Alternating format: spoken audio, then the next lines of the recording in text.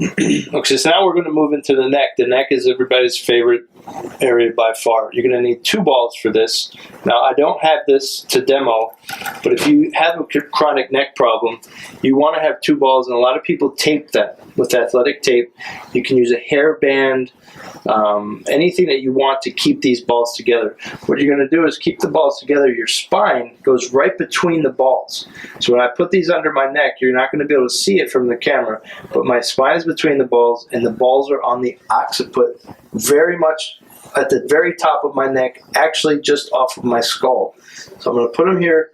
You need a towel so you can give yourself a little elevation. Balls together, high up in the neck. And if you forget everything else about the balls, don't forget this part, because this is a cranial sacral hold. It's a cranial hold, and it's very relaxing in and of itself. So from this position, if I want to work the left side, I'm just simply going to rotate my head left, and that increases pressure. Breathe into the spot. Once it releases, give it a little breather. Go right back in with more pressure.